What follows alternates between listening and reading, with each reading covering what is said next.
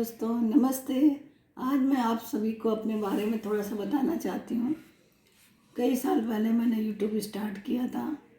हालांकि उस समय मुझे बहुत ज़्यादा भान नहीं था कि यूट्यूब कितनी कीमती प्लेटफॉर्म है, कितना हम लोग के लिए कीमती। तब मैं 55 या 54 की रही होंगी। अब आज मैं 58 की हूँ। आज मुझे समझ में आ रहा है कि यूट्यूब कितना कीमती है हम लोगों के लिए। और दोस्तों, क्योंकि मुझे लगता है कि यूट्यूब से मैं अपने सारे अनुभव शेयर कर सकती हूँ आप सभी से, जो सभी वर्ग के लोगों के लिए बहुत ही जो है काम की हो सकती हैं। और जैसा कि मैंने बताया कि इस समय हालांकि टेक्नोलॉजी से मुझे बड़ा डर लगता है, पहले से ही, शुरू से ही डर बहुत लगता है। जल्दी मैं कोई चीज़ें सीख नहीं पाती, मुझे काफ़ी समय लगता है सीखने में। कंप्यूटर पर भी काम करते हुए मुझे बहुत समय लगता है, लेकिन एक बार जब मैं सीख जाती हूँ तो मैं उसको फिर बहुत अच्छी तरह हैंडल कर लेती हूँ। छोटी मोटी समस्याओं को भी उसमें दूर कर लेती हूँ खुद से ही। और सबसे बड़ी बात है, जब मैं उसको किसी और को सिखाती हूँ तो इतनी आसान तरीके से सिखाती हूँ कि 10 या 5 मिनट में उसको पूरी बातें मैं समझा देती हूँ। सबसे बड़ी ये चीज़ है कि हम उस समय के लोग हैं कि जब हमारे पास लैंडलाइन टेलीफोन भी हमारे मतलब किशोर उम्र के बाद आया है। और यानी कि नए नए हम लोग के गैस चूल्हा आते थे, एक चीज़ आती थी तो बड़ा लगता था वो बहुत बड़ी चीज़ आ गई गैस चूल्हा लेना। स्कूटर भी कई कई साल में मिलता था हमें बुक कराने पे। मतलब हमें क्या, हमारे फादर लोगों को कई कई साल वेट करना पड़ता था। जब किसी के घर गैस चूल्हा आता था या टीवी आती थी शटर वाली, तो लोग दावत देते थे कि अरे भाई आपके टीवी आ गई। यहाँ तक कि गैस चूल्हा और टीवी लेने के लिए कई बार मंत्रियों का सोर्स लगाना पड़ता था। पेट्रोलियम मंत्री के यहाँ जुड़ जाते थे, कहते थे अरे भाई उनका जल्दी कैसे आ गया 1 साल में। तो कहते थे अरे भाई बड़े सोर्स वाले हैं उनके, जो मंत्री जानने वाले हैं, विधायक जानने वाले हैं, तो गैस चूल्हा मिल गया। अब हंसी आती है। अब गैस चूल्हा हर छोटी दुकान पे रखा हुआ है, लेकिन उस टाइम बहुत बड़ी चीज़ थी। और शटर वाली टीवी आती थी। ये जो है इस समय यूट्यूब स्टार्ट करना एक बड़ी बात है कि इसमें भी बहुत से ऐप ऐसे आते हैं, वो आते हैं, हमें सीखने में थोड़ा सा डर सा लगता है। और हालांकि आसान भी है कि यूट्यूब ने इतना आसान कर दिया चीज़ें कि आपको यह आपका एडिटिंग भी हो जाएगा, आपका सारी चीज़ें हो जाएंगी। फिर भी हम जो है यूट्यूब पे आना हमारे लोगों के लिए, उम्र के लोगों के लिए बड़ी बात है। लेकिन फिर भी मैं कहती हूँ कि आना चाहिए, क्योंकि हमारे पास जीवन की बहुत कहते हैं कि हार्श एक्सपीरियंसेस भी हैं, गुड एक्सपीरियंसेस भी हैं, यहाँ तक कि जीने के लिए जद्दोजहद करने वाले एक्सपीरियंस भी हैं। और एक बात कहूँ कि हमने दुनिया देखी है, लोगों को देखा, हमें ये भी पता है कि आज सामने जो आदमी खड़ा है, हमारे सामने जो बोल रहा है, इसके पीछे क्या था, ये पहले क्या था और अब क्या है, और क्या बोल रहा है और पीछे क्या कहता है। इस तरह के सारे मतलब रियल एक्सपीरियंस हैं। इससे जो है हमारे यंगस्टर को भी हमारी वीडियो देखना चाहिए और सपोर्ट करना चाहिए। और एक तरह से हम कह सकते हैं कि जैसे हम अपने एक्सपीरियंस की बात आगे बढ़ाना चाहते हैं, अगली पीढ़ी को भी देना चाहते हैं कि हम क्या सीखे हैं, क्या नहीं है, किस तरह से हम सोचते हैं, क्या हमारा नज़रिया है जीवन के प्रति। कैसे हम कह सकते हैं कि हम कबूतर से कंप्यूटर तक आए हैं। हम वो पीढ़ी हैं जो कबूतर से कंप्यूटर तक आने की बीच की कड़ी को जोड़ते हैं। हम जोड़ने वाली कड़ी हैं। हालांकि आज के बच्चे तो बहुत तेज हैं, तुरंत सब कुछ सीख जाते हैं, हमें सीखने में बहुत समय लगता है। और एक तरह से ये कि हम अपने आप को यूट्यूब के माध्यम से एक तरह से कह रहे हैं कि प्रिजर्व कर रहे हैं, आर्काइव कर रहे हैं, कि आज हम अपने वीडियो और अपने चीज़ें तैयार होकर हम आते हैं, उस पर डालते हैं। कभी एक समय ऐसा आएगा कि जब हम नहीं रहेंगे तो भी हमारे बच्चे ये देख पाएंगे कि हम कैसे थे 58 की उम्र में। हालांकि हम अपने आप को टेक्नोलॉजी ना होने के कारण बचपन में देख नहीं पाते थे।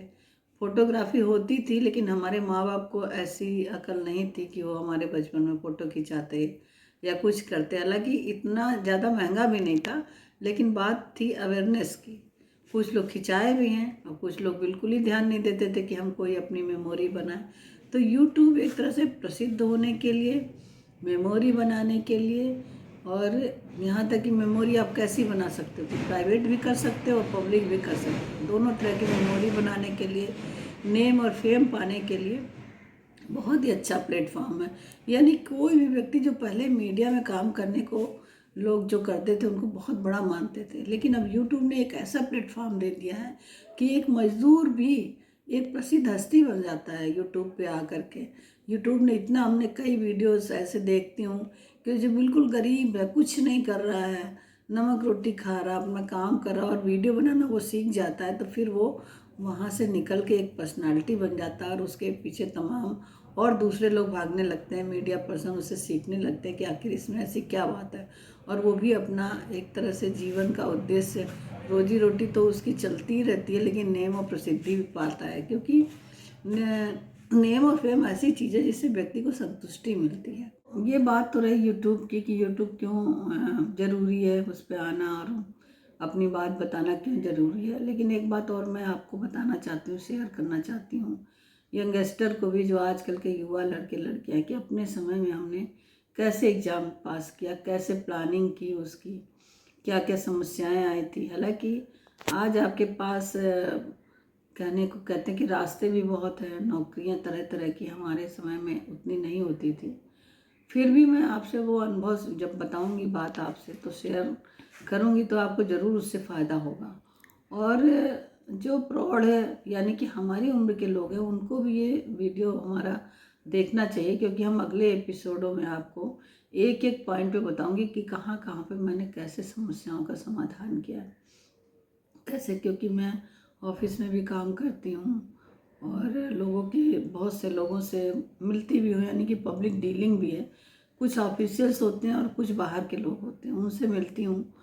तो तमाम तरह की, चूँकि मैं बहुत बड़ी अफसर नहीं हूँ, एक मिडिल क्लास की नौकरी करती हूँ, तो लोग मुझसे आके अपनी समस्याएं शेयर करते हैं और उनको मैं समझती हूँ उनके स्तर पे कैसे, और उनको सलाह भी कैसे देती हूँ। कई बार वो सलाह उनके बड़े काम के जाती है, लोग बताते हैं कि हाँ आपने सलाह दी थी और मेरा ये काम हो गया। इसलिए मैं आपसे दोस्तों अपना अनुभव, ज़िंदगी के अनुभव शेयर करना चाहती हूँ।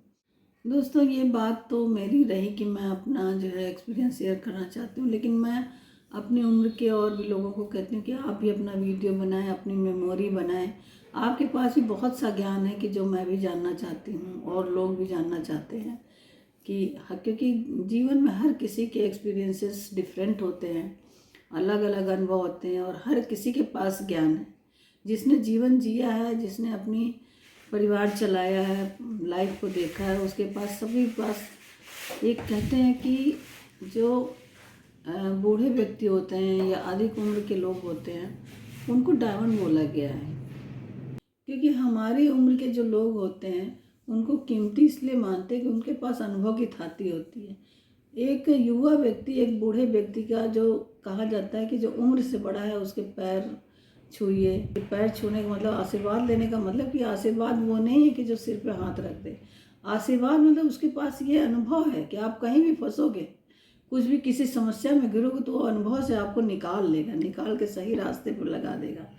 कुछ नहीं तो डांट ही देगा आपको, एक तरह से बैरियर लगाएगा कि ये गलत है, ये सही है, क्योंकि अनुभव को बहुत बड़ा मानते हैं हमारे। इसीलिए कहते हैं कि एक छोटा बच्चा भी जो यंग है, जवान है, कितना भी पढ़ा लिखा हो, लेकिन अधिक उम्र का व्यक्ति अगर आपके उस पर है तो आप उससे छोटे ही हैं, यानी कि आप उससे बड़े नहीं हैं, क्योंकि जो उम्र के साथ साथ उसको जीवन का अनुभव है वो आपके पास नहीं है, भले आप कितना भी पढ़ लिख जाए। आज मैंने अपने बारे में थोड़ा सा बताया और हर अगले एपिसोड में मैं आपको करीब अपने जीवन में घटी हुई एक एक घटना का विश्लेषण करूंगी और आपको बताऊंगी कि उन घटनाओं से मैं कैसे जो है पार पाई, कैसे निकली और फिर निकल करके एक सामान्य लाइफ में फिर वापस आई।